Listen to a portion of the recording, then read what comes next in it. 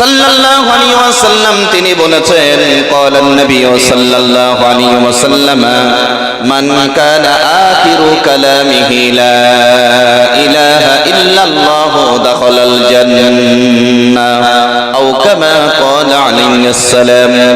মিশকাতুল মাসাবিহ কিতাবুল জানায়েজের মধ্যে প্রিয় নবী জনাবে রাসূল আরবি সাল্লাল্লাহু আলাইহি ওয়াসাল্লাম তিনি বলেছেন, কোন মানুষের যখন এই কথার উপরে ইন্তেকাল হয়ে যায়, আল্লাহ ছাড়া কোনো উপাস্য নেই, যে ব্যক্তির জীবনের শেষ কথা হবে আল্লাহ ছাড়া কোনো উপাস্য নেই, ওই ব্যক্তিকে আমার আল্লাহ পাক তার জান্নাত দান করে দেবে। আরেকটু জোরে বলেন, আরেকটু জোরে বলেন। যে ব্যক্তি বলবে লা ইলাহা ইল্লাল্লাহ, এটা হাদিসে এসেছে, মুহাম্মাদুর রাসূলুল্লাহ কথাটাও এই হাদিসের মধ্যে আসেনি। মান কানা আখিরু কালামিহি লা ইলাহা ইল্লাল্লাহু দাখালাল জান্নাহ। মুহাম্মাদুর রাসূলুল্লাহ কথাটা আমি কি বলেছি বাবাজি? না, এই হাদিসে যেটা এসেছে সেটা হলো এই। আর এই হাদিসটা এসেছিল কখন? একটুখানি ব্যাখ্যা দিলে বোঝা যাবে ভালো। যখন রাসূলের চাচা আবু তালেবের ইন্তেকাল হচ্ছিল, তার যখন মৃত্যু হচ্ছিল, এমত অবস্থায় আবু জাহেল একদিকে আবু তালেবকে লক্ষ্য করে বলছিল, আবু তালেব, তুমিই তো কুরাইশদের নেতা, আর তোমার ভাতিজা মুহাম্মদ, তাকে বৃহত্তর একটা শ্রেণী নবী বলে মান্যতা দিয়েছে, তুমি কি মুহাম্মাদের উপরে ঈমান রেখে একত্ববাদে বিশ্বাসী হয়ে পরলোক গমন করবে? তাহলে আমরা তোমাকে তোমার মৃত্যুর পরে ধোঁকাবাজ বলবো। প্রিয় নবী জনাবে রাসূল আরবি সাল্লাল্লাহু আলাইহি ওয়াসাল্লাম চাচাজির একেবারেই কাছাকাছি বসে আছেন, বারবার চাচাজিকে লক্ষ্য করে বলছেন, চাচাজি, একটা বারের জন্য হলেও পড়েন লা ইলাহা ইল্লাল্লাহ। যদি আমার নাম নিতে আপনার ইচ্ছা নাও হয়, লা ইলাহা ইল্লাল্লাহ, আল্লাহ ছাড়া কোনো উপাস্য নেই, এই কথাটা বলুন, এর জন্যই কিয়ামতের দিন আপনার হয়ে আমি আল্লাহর কাছে কথা বলবো। এ ভাগ্য কি সবার হয়? ইন্তেকালের সময়ে বিশ্ব নবী পাশে বসা, যা মানুষের ভাগ্যে মেলা বড় কঠিন। স্বয়ং রাসূলুল্লাহ পাশে বসে বলছেন, চাচাজি, আমার নাম নিতে যদি আপনার ইচ্ছা নাও হয়, লা ইলাহা ইল্লাল্লাহ, নেই কোনো উপাস্য আল্লাহ ছাড়া, এটা বলুন।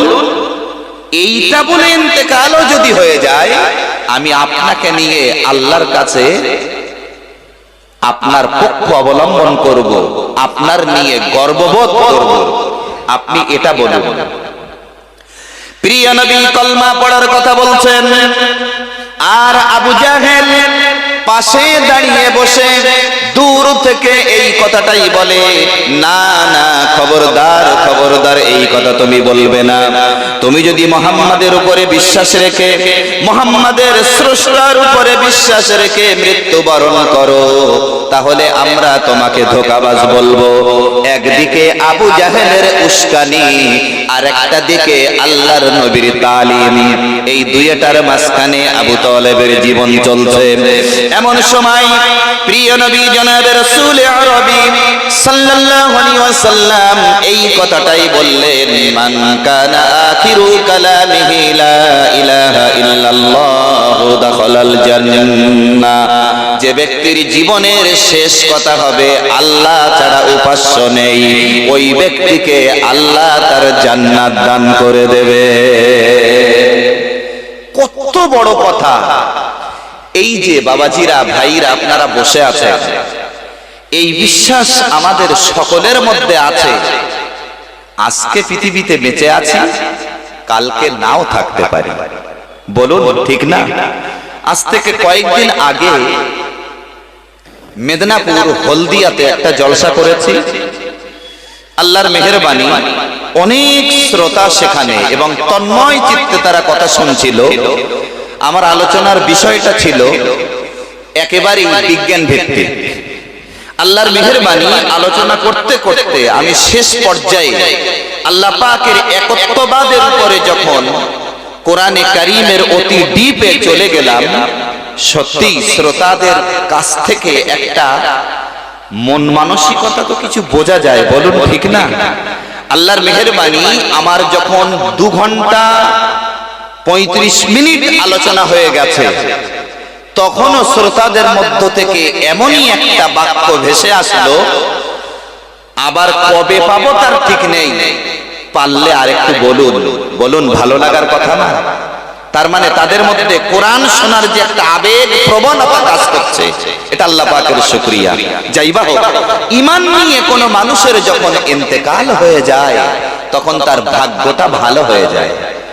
বলুন, এই মোবাইলটাতে দেখছি বিগত 30-35 বছর, কেউ লিখছে 40 বছর, কেউ লিখছে 50 বছর, কেউ লিখছে 70 বছরের মধ্যে এইরকম গরম আমরা কোনোদিন দেখিনি বা সহ্য করিনি। বয়স্ক বাবাজি যারা আছেন, আপনাদের কি মনে হয় এবছর প্রচন্ড গরম পড়ছে না? ইমানদারের কথা হবে এটাই, খায়রিহি ওয়া শাররিহি মিনাল্লাহি তাআলা, ভালো মন্দ যেটাই হয় আল্লাহর পক্ষ থেকে হয়। এই গরমের মধ্যে আল্লাহ যে কি ভালাই রেখেছেন সেটা তো তিনিই জানেন, বলুন ঠিক না? 2020 সালে 27শে কদরের রাতে বিরাট আমফান হলো। আমরা ভাবলাম আম হয়তো আমাদের এলাকায় আর পাবো না, কোথা থেকে আমদানি হয়ে গেল। মানুষ যেন মনে করলো অতীতের তুলনায় আজকে তো চড়া দাম নেই, বরং গরিব যারা, অসহায় যারা, তারাও 1 কেজি আম কিনে অন্তত আমের স্বাদটাও গ্রহণ করতে পারবে, বলুন ঠিক না? আমদানি করে দেওয়ার মালিক তো আল্লাহ। এই প্রচন্ড গরম, তারপরেও বলুন, একটা শ্রেণী যারা ইটভাটায় কাজ করে তারা কি কাজ করছে না? তারা করছে। আবার যারা এসি ঘরে কাজ করে তারাও কাজ করছে। আবার যারা কৃষিজীবী তারাও মাঠে কাজ করছে। আবার যারা মুটে মজুর, কুলি, রিক্সা চালক তারাও তাদের কাজ করে যাচ্ছে। হয়তো একটু কষ্ট হচ্ছে, কিন্তু সহ্য করার ক্ষমতাটা দিচ্ছেন কে? জোরে বলুন। আজকে এই কষ্ট, কিয়ামতের দিন অবস্থাটা হবে কি? 50,000 বছর হবে একটা দিন, জমিনটা হবে তামার, সূর্যটা মাথা থেকে অর্ধ হাত অথবা অর্ধ মাইল বা 1 হাত উপরে আসবে।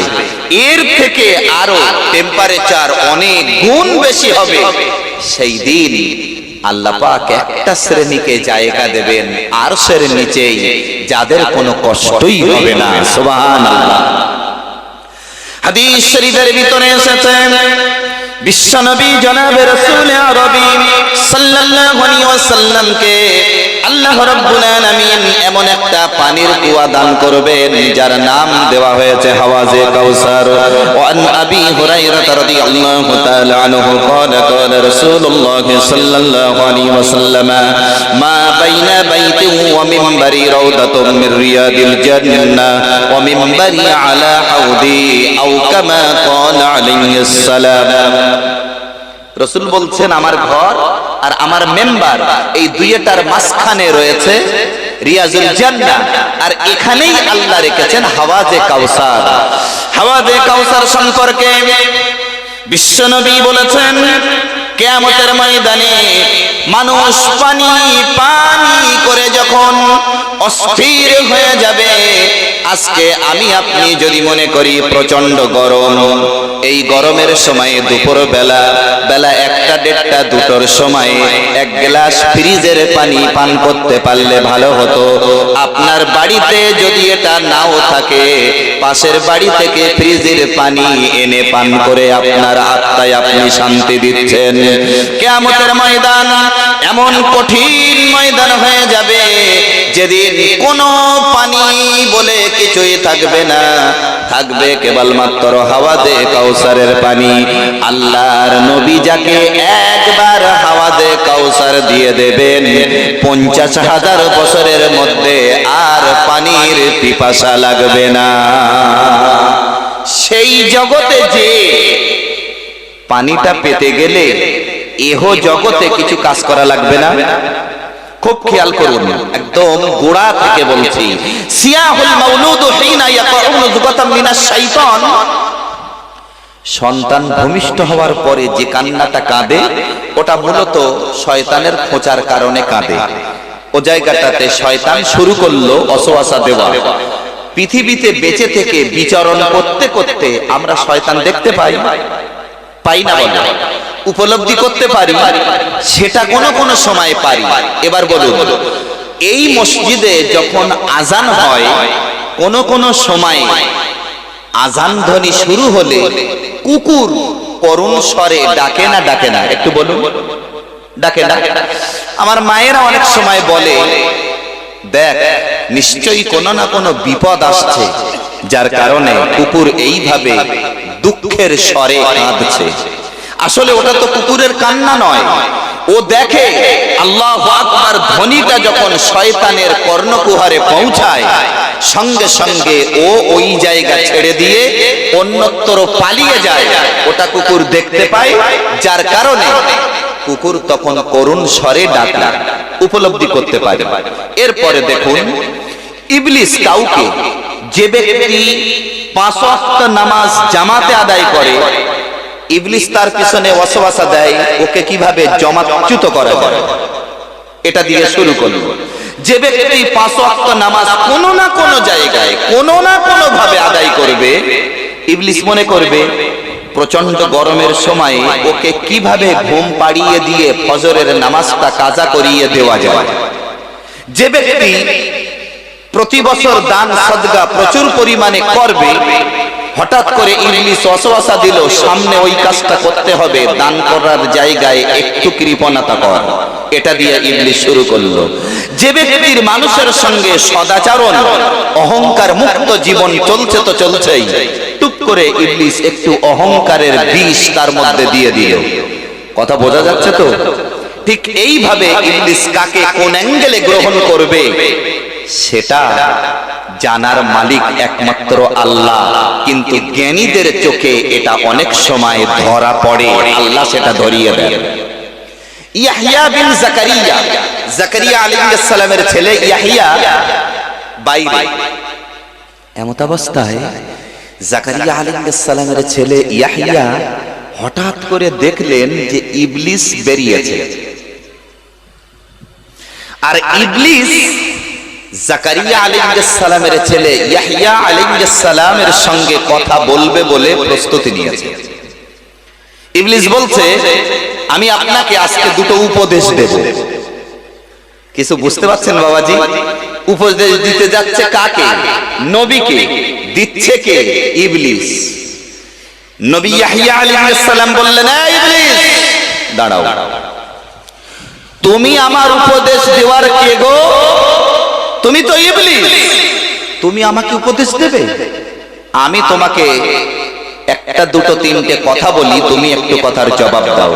এই তুমি তো আল্লাহর বান্দাদেরকে বিভিন্ন রূপে ব্যবহার করো, তা বলো তো তুমি আল্লাহর বান্দাদেরকে কটা ভাগে বিভক্ত করেছো? এখান থেকে কোথায় যাব একটু শুধু খেয়াল করুন। সঙ্গে সঙ্গে ইবলিস জবাব দিয়েছে, আমি স্রষ্টার সৃষ্টি, ওয়ালাকাদ কাররামনা বনি আদম, এটা আল্লাহর কোরআন বলেছে। আমি আল্লাহ বনি আদমকে সম্মানিত করেছি, আদম সন্তানকে 3 ভাগে বিভক্ত করেছি। কটা ভাগে বলুন? 3 ভাগে বিভক্ত করেছি। ইবলিস সঙ্গে সঙ্গে বলল, একটা ভাগ হলো আমি তাদের ব্যাপারে একেবারেই অকৃতজ্ঞ হয়েছি, তাদের থেকে একেবারেই আমি মুখ ফিরিয়ে নিয়েছি। আমি চেষ্টা করেছি, চিন্তা করেছি, মনস্থির করেছি, না না, জিন্দেগিতে কোনোদিনের জন্য এই শ্রেণীটাকে আমি পথভ্রষ্ট করতে পারবো না। আল্লাহর নবীদের ব্যাপারে আমি ইবলিস একেবারেই পিছিয়ে গেছি, জিন্দেগিতে কোনোদিনের জন্য তাদের পথভ্রষ্ট করা যাবে না। নবীদের সাহায্য করেন কে? একটু জোরে বলুন, আল্লাহ। নবীজি যখন আবু জাহেলকে দেখতে যাচ্ছিলেন, ও সেই কুয়া খুঁড়ে রেখেছিল না? এরকম একটা রিওয়ায়াত আপনাদের জানা আছে। সঙ্গে সঙ্গে রাসূল কদম তুললেই আবু জাহেলের খোঁড়া কুয়ায় পড়বেন। এমন সময় জিবরিল আমিন আলাইহিস সালাম এসে বললেন, হুজুর আপনি কদম তুলবেন না, আপনার ওই যে ব্যক্তিটা শত্রু আবু জাহেল, ও কিন্তু আপনাকে মারার জন্য ষড়যন্ত্রের জাল পেতে রেখেছে, কুয়া খুঁড়েছে। আল্লাহ বললেন, ইয়া আইয়ুহান নবী হাসবুকাল্লাহ, ও নবী আমি আল্লাহ আপনার হেফাজত করনে ওয়ালা। সুবহানাল্লাহ বলেন। ইবলিস বলেছেন, আল্লাহর পয়গম্বর আপনি শুনুন, আমি আল্লাহর নবীদের থেকে মুখ ফিরিয়ে নিয়েছি, তার কারণ আমি অনেক চিন্তা করে দেখেছি, আল্লাহ যাদেরকে সাহায্য করেন তাদের পথভ্রষ্ট করা যাবে না। ওদের নিয়ে আমার কোনো চিন্তা নেই, ওদের নিয়ে আমার কোনো ভাবনা নেই, আমি তাদের কাছে যাই না। এটা হলো একটা শ্রেণী। এই ইবলিস আর একটা শ্রেণী। ইবলিস জবাব দিয়ে দিল, আর একটা শ্রেণী হলো যাদের কাছে একটা বারের জন্যও আমার যাবার প্রয়োজন হয় না, তার কারণ আমি জেনে ফেলেছি, বুঝে ফেলেছি, ওরা এই রকম, ওরা আমার দলের, আমার পক্ষের। লটারির টিকিট কাটার জায়গায় তারা একেবারেই তৈরি, মুনাফিকি করার জায়গায় একেবারেই তৈরি, বেনামাজি হয়ে তারা আছে, বেরোজগার হয়ে তারা থাকে, আবার দেখা যায় অনইসলামিক কার্যকলাপ তাদের ভিতরে ভরপুর। একটা বারের জন্যও তাদের ব্যাপারে আমার কোনো মাথা ব্যথা নেই, আমার কোনো যন্ত্রণা নেই। এটা আরেকটা শ্রেণী। কারণ ওরা তো আমার মতোই। তিনটে কথা মনে রাখবেন, ওরা তো আমার মতোই, নামাজ নেই, রোজা নেই, বিত্তশালী, হজ নেই, যাকাত নেই, মানুষের সঙ্গে ভালো ব্যবহার নেই, আবার টাকা পয়সা আদান প্রদানে ছল্টু বল্টু নানান ধরনের সব সমস্যার সঙ্গে ওরা জড়িয়ে আমার যে কাজ, ওই শ্রেণীটা ওই কাজই করে, অর্থাৎ ওদের নিয়েও আমার মাথা ব্যস্ত নেই। তাহলে মাথা ব্যস্ত নেই কটা শ্রেণীর নিয়ে? একটা হলো একেবারে আল্লাহওয়ালাদের নিয়ে, ইবলিসের মাথা ব্যথা নেই। আর একটা একেবারে আল্লাহ ভোলাদের নিয়ে, ইবলিসের মাথা ব্যস্ত নেই। তাহলে মাথা ব্যস্ত কাদের? কাদের জন্য? আপনারা একটু বুদ্ধি করে বলুন তো।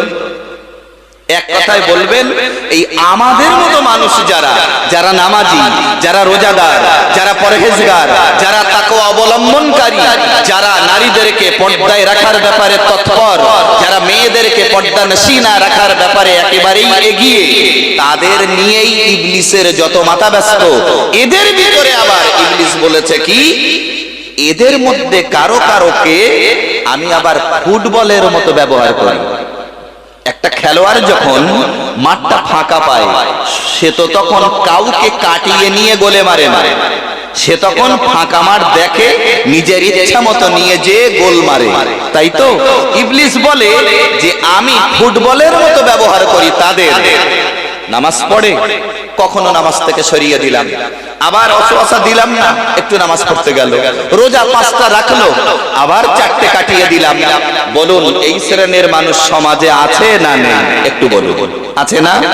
ইবলিস বলেছে এদের নিয়ে আমার যত মাথা ব্যস্ত, এদের নিয়ে আমার যন্ত্রণা, না জানি এরা কখন আল্লাহওয়ালা হয়ে যায়। আল্লাহওয়ালা যখনই হয়ে যাবে, তখনই তো আমার দলের লোক কমে যাবে। কথা বুঝতে পেরেছেন? এই জন্য যারা নামাজি, নামাজ থেকে বিচ্ছিন্ন হওয়া যাবে না। যারা রোজাদার, রোজা ছেড়ে দেওয়া যাবে না। বিত্তশালী যারা যাকাত দেন, যাকাত থেকে এতটুকুও কৃপণতা করা যাবে না। আমার ভাইরা, বাবাজিরা, এবার একটুখানি খেয়াল করে দেখুন, আমি আপনি বাস্তবতার সঙ্গে চলছি, এক পর্যায়ে দেখা যায় একটা মিথ্যা কথা বললেই 10,000 টাকা আমার নসিবে মিলে যাবে। এই জায়গায় কিন্তু ইবলিস একটুখানি সুড়সুড়ি দেওয়া শুরু করে দেবে। টুক করে কথাটা হ্যাঁ অথবা না বলে দিলেই তো 10,000 পেয়ে যাবি। ইমানদার কোনদিন না কে হ্যাঁ করবে? কথা বলুন। আবার হ্যাঁ কে না করবে তার ঈমান তাকে বাধা দেবে না। কখনোই আমি এই সত্যকে অসত্য বলতে পারবো না। আমার ভাইরা, বাবাজিরা, আমার আব্বা জানেরা, আমার ভাই জানেরা, আমার মায়েরা, বোনেরা, কে কোথায় আছেন একটুখানি খেয়াল করে দেখুন। যে সমস্ত মায়েরা কোরআন জানেন, আল্লাহর দিকে চেয়ে বলে যাই, আল্লাহর কোরআনকে বুকের সঙ্গে জড়িয়ে রাখুন। কোরআন ইহকালে মানুষকে শান্তি দিতে জানে, পরকালে জাহান্নাম থেকে মুক্তি দিয়ে জান্নাতে নিয়ে যেতে পারে। আল্লাহ রাব্বুল আলামিন কোরআনে কারীমের মধ্যে বলেছেন, ওয়াল্লাযীনা আমানু ওয়া আমিলুস সালিহাতি উলাইকা আসহাবুল জান্নাহ হুম ফিহা খালিদুন। আগে বলেন সুবহানাল্লাহ। আল্লাহ বলছেন যারা ঈমান এনেছে ও আমিলুস সালিহাত এবং ভালো কাজ করেছে, উলাইকা আসহাবুল জান্নাহ, এই সম্প্রদায়ের আবাসস্থল হলো জান্নাত। হুম ফিহা খালিদুন, এবং চিরকাল তারা সেখানে অবস্থান করবে। সুবহানাল্লাহ বলবেন না? একটু আওয়াজ দেন তো, নারে তাকবীর। আর একটু দিল খুলে আল্লাহর নাম নেন, নারে তাকবীর। একজন মানুষ বলতে পারবেন আশিক বিল্লাহ আমার মধ্যে ঈমান নেই? যারা বসে আছেন কেউ বলতে পারবো না? আমরা একত্ববাদে যেমন বিশ্বাসী, নবীকেও নবী বলে তেমন মান্যতাও দিয়েছি। বলুন ঠিক না? জানেন বাবাজিরা, ভাইরা, আমাদের ভাগ্য কত ভালো। রাসূলুল্লাহ উম্মতি মুহাম্মাদিকে দিয়ে হাওয়াজে কাউসার শুরু করবেন। সুবহানাল্লাহ বলেন। উম্মতি মুহাম্মাদিকে দিয়ে আল্লাহ জান্নাত শুরু করবেন। সুবহানাল্লাহ বলেন। উম্মতি মুহাম্মাদিকে দিয়ে আমার আল্লাহ পাক আরশের নিচে রাখাটাও শুরু করবেন। সুবহানাল্লাহ, সুবহানাল্লাহ। কিছু মনে নেবেন না, যে আয়াত আমি রেখেছি এই আয়াতের উপরে একটুখানি টিকে থাকতে যে 7টা কথা একটুখানি বলবো, একটু দয়া করে মানিয়ে নেবেন। যদি মনে করেন যে সত্যি এটা আমাদের জন্য বিরাট উপদেশাবলী, আমার জন্য একটু দোয়া করবেন। এই পৃথিবী থেকে চলে যাওয়ার পরে মানুষের স্থান হবে দুটোর যে কোনো একটা। একটু বলুন, হয় জান্নাত না হয় জাহান্নাম। বলুন, বিদ্রোহী কবি কাজী নজরুল ইসলামের মতো মানুষ বলেছেন, রোজ হাসরে আল্লাহ আমার করোনা বিচার, আল্লাহ করোনা বিচার। বিচার যদি করবে খোদা, রহমান নাম কেন নিলে? এই নামের গুণে পার হয়ে যাব, এই জ্ঞান কেন দিলে? খুব দাবি রাখা কথা না? কত দাবি রাখা কথা। মা পরশুদিন ঈদ, আমাকে একটা জামা কিনে দিতে হবে, দিতে হবে। আর একটা জামা কিনে দাও, একটা জামা কিনে দিলে ভালো হয়। 3টে কথার অর্থ বলো 3 রকম। নিশ্চয়ই জ্ঞানী মানুষ বসেছেন, সবাই বুঝতে পারছেন। তা আল্লাহ পাকের কাছে বান্দা দাবি করে বলছে, তোমার এই নামের গুণে পেরিয়ে যাব, এই জ্ঞানটা কেন দিলে? অর্থাৎ জান্নাতে দিতে হবে। আল্লাহ আশা করছি আল্লাহ যেন আমাদের এক জান্নাতের ভিতরে জায়গা করে দেন। বলুন আল্লাহুম্মা আমিন। তাহলে মানুষের আবাসস্থল দুটো, যে কোনো একটা মানুষের জন্য নির্ধারিত, হয় জান্নাত না হয় জাহান্নাম। জান্নাতের স্তর হলো 8টা। কটা বলেছি? 8টা। আর জাহান্নামের স্তর হলো 7টা। আমরা অনেক সময় শুনি 7টা জাহান্নাম আর 8টা জান্নাত। এই কথাটা সহি কথা নয়, এগুলো হলো স্তর। আসলে শাস্তির জায়গা একটাই, তার স্তর আছে 7টা। শান্তির জায়গা একটাই, তার স্তর আছে 8টা। কথা বোঝা গেল? 7টা যে শাস্তির আবাসস্থল, জাহিম, জাহান্নাম, সাকার, সাইর, লাজা, হাবিয়া, হুতামা। মনে থাকবে? মনে থাকার কথা নয়। জাহিম, জাহান্নাম, সাকার, সাইর, লাজা, হাবিয়া, হুতামা, এই সাতটা হলো জাহান্নামের স্তর, অর্থাৎ শাস্তির বিরাট কঠিন জায়গা। দেখুন কোন জাহান্নামে কারা যাবে হয়তোবা বলতাম না। আমার বিশ্বাস এবং আল্লাহ পাকের কাছে সাহায্য প্রার্থী যত মানুষ আজ, যতরা আপনার এখানে বসে আছেন, ওই যে মানুষগুলো যারা চেয়ারে দাঁড়িয়ে বসে অথবা কোনো না কোনো ভাবে শুনছেন, আল্লাহর কাছে দোয়া করি, আল্লাহ এই জায়গার কারণ আমাদের কারোর মধ্যে যেন না থাকে, যদি কারোর মধ্যে থাকে আল্লাহ যেন সে কারণ থেকে আমাদেরকে বাঁচিয়ে দেন। বলুন আল্লাহুম্মা আমিন, জোরে বলুন আল্লাহুম্মা আমিন। জাহিম প্রথম একটা স্তর, এই স্তরে তাদেরকেই জায়গা দেওয়া হবে যারা মুনাফিক। এই কথাগুলো শুনলে না জীবন পরিবর্তন হয়ে যায়। কেন? এত কঠিন জায়গা, জাহিম নামক শাস্তির আবাসস্থলে অবস্থান করবে তারাই যাদের অন্তঃকরণের মধ্যে মুনাফিকি রয়েছে। এই মুনাফিক, এটা কাকে বলে? মুনাফিকির বিশেষত তিনটি লক্ষণ। এক নম্বর হলো যা বলে তা মিথ্যা বলে, আমানতের খেয়ানত করে, আর ওয়াদা করলে তার খেলাফ করে। কটা বলেছি? তিনটি। যা বলে মিথ্যা বলে, আমানতের খেয়ানত করে, ওয়াদা খেলাফ করে। কথা বোঝা গেল? মহান আল্লাহ রাব্বুল আলামিন কঠিন হাসরের ময়দানে ওই জাহিম নামক জাহান্নাম থেকে তাদেরকে আল্লাহ বাঁচিয়ে দেবেন যাদের ভিতরে কোনো রকমের কোনো মুনাফিকি থাকবে না। মুনাফিকের লক্ষণ আমরা বুঝবো একটা মানুষের কথার মধ্য দিয়ে। একটা মানুষ যখন কথা বলবে, আমি আপনি কম বেশি বুঝতে পারবো। অনেক সময় সমাজে অনেক মানুষ কেমন কথা বলি, লোকটা এত বেশি বকে, দেখলেই যেন মনে হয় চিটিংবাজ। এরকম কথা বলে না যে ও যা বলে একটা কথাও ঠিক রাখে না।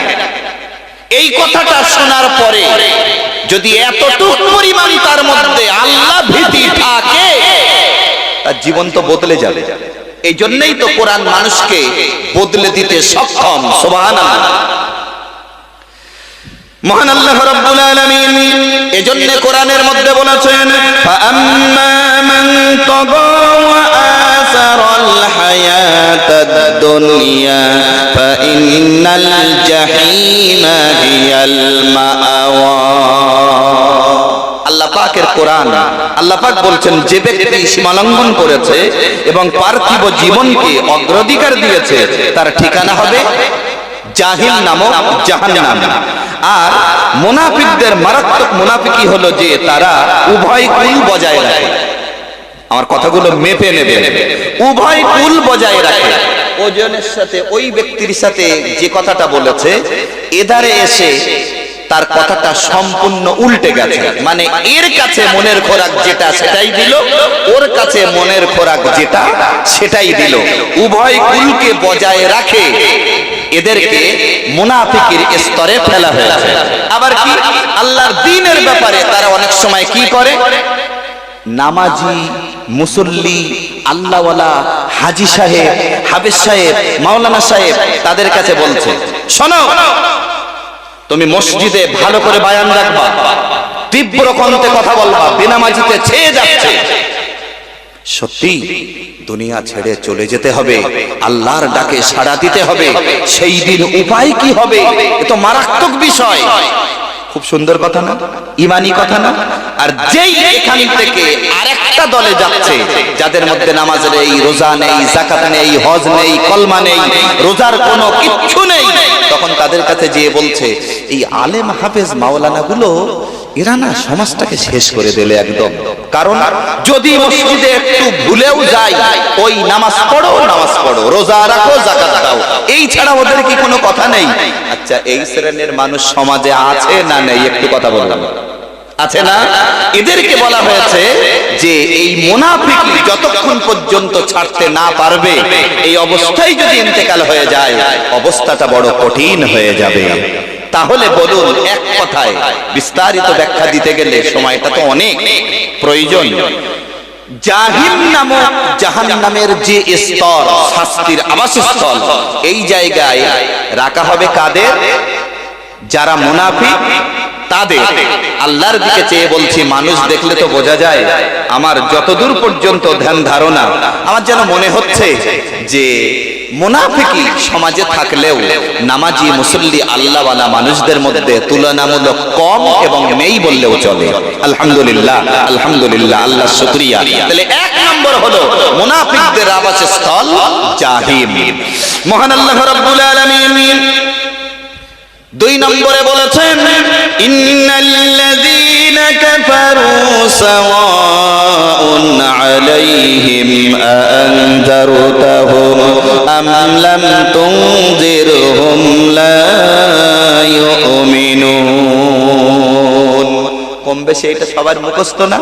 কারণ কোরআনের প্রথমের দিকের কথা, ইন্নাল্লাযীনা কাফারু, নিশ্চয়ই যারা কুফরি করেছে, ইন্নাল্লাযীনা কাফারু সাওয়াউন আলাইহিম আনযারতাহুম আম লাম তুনযিরহুম লা ইউমিনুন, নিশ্চয়ই যারা কাফের হয়ে গেছে তাদের উভয় সমান, আপনি ভয় দেখান আর না দেখান তারা ঈমান আনবে না। এই আয়াতে কারিমা কাদের ব্যাপারে নাজিল হয়েছে? বিশ্বনবী জনাব রাসূল আরবি সাল্লাল্লাহু আলাইহি ওয়াসাল্লামের কাছে যখন আল্লাহ রাব্বুল আলামিন কোরআনে কারীম নাজিল করছিলেন, আবু জাহেল এটা মানতে পারল না, আবু লাহাব মানতে পারল না, উতবা শাইবা মুগীরা এরা মানতে পারল না। এমন সময় দেখা গেল নবীজি তাদের কাছে কোরআনের দাওয়াত নিয়ে গেলেন, ঈমানের দাওয়াত নিয়ে গেলেন। এমন সময় তারা আল্লাহর নবীকে অস্বীকার করল। অস্বীকার যখন করেছে, মহান আল্লাহ রাব্বুল আলামিন পরেই বলেছেন, খতামাল্লাহু আলা কুলুবিহিম ওয়া আলা সামঈহিম ওয়া আলা আবসারিহিম গিশাওয়া ওয়া লাহুম আযাবুন আযীম। আল্লাহর কোরআন মানুষকে একেবারেই মুগ্ধ করে দেয়। খতামাল্লাহ, আল্লাহ স্টাম্প করে দিয়েছে। ছোট্ট একটা কথা বলি, কোরআন শরীফের শুরু থেকে শেষ পর্যন্ত তেলাওয়াত হয়ে গেলে আমরা কি বলি? খতম হয়ে গেছে, অমুক ছেলেটা খতম করেছে, অমুক মেয়েটা খতম করেছে, এই বলি না? আসলে খতিম শব্দের শাব্দিক অর্থ হলো আংটি। আংটি। রাসূল করিম সাল্লাল্লাহু আলাইহি ওয়াসাল্লাম যখন বিদেশের বাদশাদের কাছে চিঠি লিখতেন, এই লেখাটার কাজ করতেন যায়েদ বিন সাবিত রাদিয়াল্লাহু আনহু। খুব খেয়াল করুন, এটা ইসলামের ইতিহাস। হযরতে যায়েদ বিন সাবিত রাদিয়াল্লাহু আনহু চিঠি লিখতেন, আর আল্লাহর নবীর এই আঙ্গুলটাতে ছিল বৃদ্ধা, তর্জনী, মধ্যমা, অনামিকা। রাসূলুল্লাহ কখনো কখনো এই আঙ্গুলে পড়েছেন, কখনো কখনো এই আঙ্গুলে পড়েছেন, কখনো কখনো এই আঙ্গুলে পড়েছেন, কখনো কখনো এই আঙ্গুলে পড়েছেন। যখন যে আঙ্গুলে আংটি পরে স্টাম্প করতে সুবিধা হয়েছে নবীজি তখন সে আঙ্গুলে আংটিটা পড়েছেন। বিশ্ব নবী যখন যায়েদ বিন সাবিতের থেকে চিঠিটা পেয়ে স্টাম্প করে দিতেন, তার মানে খতিম শেষ, এরপরে আর কোনো লেখা হবে না। এই চিঠি যখন বিদেশের রাজা বাদশাদের কাছে পৌঁছাতো তখন রাসূলুল্লাহর স্টাম্প পাওয়ার কারণে ওই চিঠিটাকে তারা গুরুত্ব দিত। সুবহানাল্লাহ বলবেন না? এর নাম হলো খতিম, স্টাম্প করা।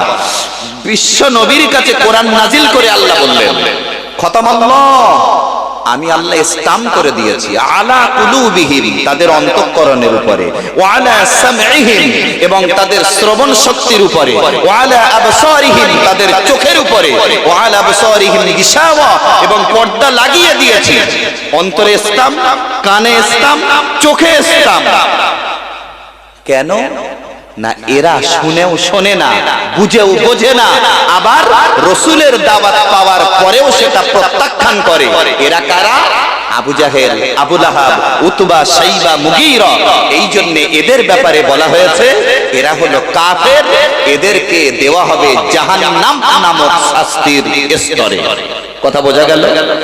এবার বাস্তবতার সঙ্গে মিলাই এই পৃথিবীর বুকে আমরা বেঁচে আছি আল্লাহর দিকে চেয়ে বলছি, ভাইরা, বাবাজিরা, মা বোনেরা, কর্তৃপক্ষ, নওজোয়ান, তরুণ জোয়ান যুবকেরা, আমরা নামাজ পড়ি, আল্লাহকে এক বলে স্বীকার করেছি, রোজা রাখি, আল্লাহকে এক বলে স্বীকার করেছি, কলমা পড়ে একত্ববাদের স্বীকারোক্তি দিয়েছি।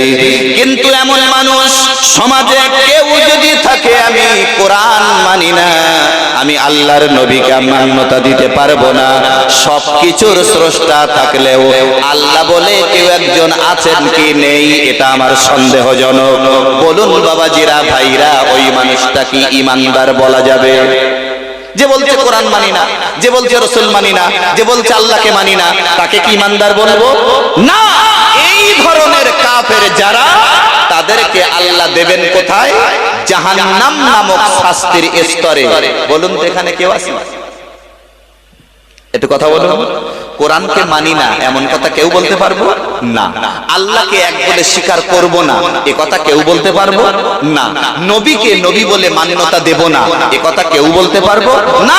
আল্লাহকে মানি, নবীকে মানি, দ্বীনি শরীয়তকে মানি বলেই তো আজ এখানে প্রচন্ড গরমকে পাশে রেখে এতগুলো মানুষ আপনারা এসেছেন। সুবহানাল্লাহ বলবেন না? আমার ভাইরা, বাবাজিরা, এবার একটুখানি দেখুন, এই যে জাহিম, জাহান্নাম, সাকার, সাইর, লাজা, হাবিয়া, হুতামা, এই যে জাহান্নামের 7টা স্তরের কথা আল্লাহ রাব্বুল আলামিনের হাবিব আল্লাহ পাক এবং তার রাসূল সুন্দর করে আমাদের মাঝে রেখে গেছেন।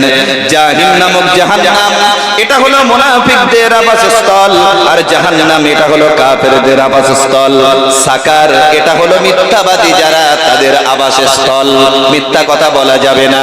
নবীজি বলেছেন, যে ব্যক্তি একটা মিথ্যা কথা বলে জাহান্নামের রাস্তা কিছুটা পরিষ্কার হয়ে যায়।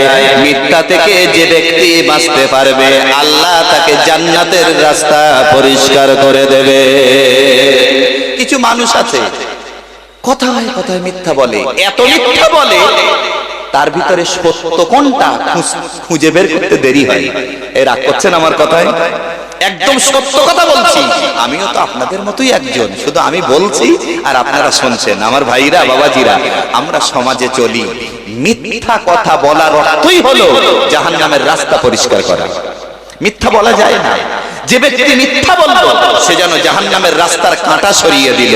আর যারা মিথ্যাবাদী, এদের আবাসস্থল হলো ওই 7টা স্তরের একটা, সেটা হলো সাকার। এই সাকার এটা একটা মারাত্মক আবাসস্থল। মহান আল্লাহ রাব্বুল আলামিন বলেছেন, ইয়াতাসাআলুনা আনিল মুজরিমিনা মা সালাকাকুম ফি সাকার। কিয়ামতের ময়দানে যখন একটা শ্রেণী জান্নাতের ভিতরে চলে যাবে, আরেকটা শ্রেণী যখন জাহান্নামের ভিতরে চলে যাবে, জাহান্নামের ভিতরে যাওয়ার পরে একটা মানুষকে নয়, টোটাল জাহান্নামবাসীদেরকে জিজ্ঞাসা করা হবে।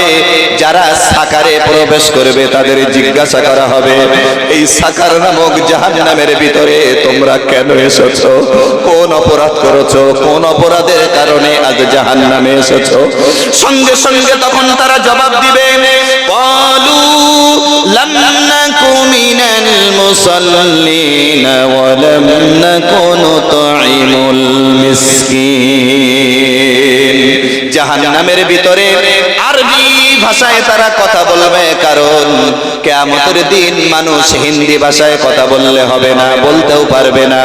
ইংরেজি ভাষায় কোনো কথা সেখানে চলবে না, বাংলা ভাষায় কোনো কথা সেখানে চলবে না, অন্যান্য কোনো ভাষায় কথা চলবে না। কথা হবে আরবি আর আরবি, কবর থেকে জান্নাতে যাওয়া পর্যন্ত।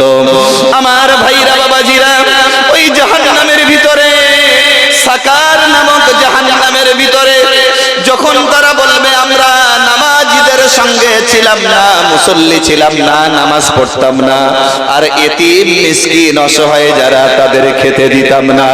জাহান্নামে যাওয়ার যত কারণ হবে, অনেক অনেক কারণ, এই অনেকগুলো কারণের ভিতরে 2টা কারণ হবে সবচেয়ে মারাত্মক কারণ। একটা হলো নামাজ না পড়া, আর একটা হলো অসহায়দেরকে খেতে না দেওয়া। আমি কোন কোন জলসায় এই কথাটা বলে থাকি, আহারে আমাদের সমাজে মুসলমান ইমানদার আল্লাহওয়ালা মানুষের মধ্যে এমন একটা ভাবের উদ্রেক তৈরি হয়েছে, একটা এতিম, একটা অসহায়, একটা গরিব আপনার দ্বারে এসে যদি বলে, চাচাজি, হাজি সাহেব বাবু, মাওলানা সাহেব ভাই, কি স্যার, কি আপনার কাছে এসেছি ভাই, আমি আজ 2 দিন কিচ্ছু খাই না, আমার বাড়িতে কোনো খাদ্য নেই। সেই মানুষটার কাছে যদি পয়সা নাও থাকে, আমার মনে হয় তার এই করুণ অবস্থা দেখে পাশে কেউ পরিচিত থাকলে তার কাছ থেকে ধার করে হলেও মনে হয় তার 10টা টাকা দেবে। অসত্য বলছি বাবাজি? নবীজি বলেছেন, তুমি একজন বিত্তশালী অথবা তুমি একজন মধ্যপন্থা অবলম্বনের মানুষ অথবা গরিব মানুষ, আর তোমার চেয়ে আরো একজন গরিব তোমার দ্বারে এসেছে ভিক্ষা নিতে, তুমি যদি দেখো তোমার ঘরে এক মুষ্টি চাউল তুমি দেবে সেটাও নেই, 5টা টাকা তার হাতে দিয়ে সরিয়ে দেবে সেটাও নেই, নবীজি বলেছেন যদি এক মুষ্টি চাউল দিতে না পারো,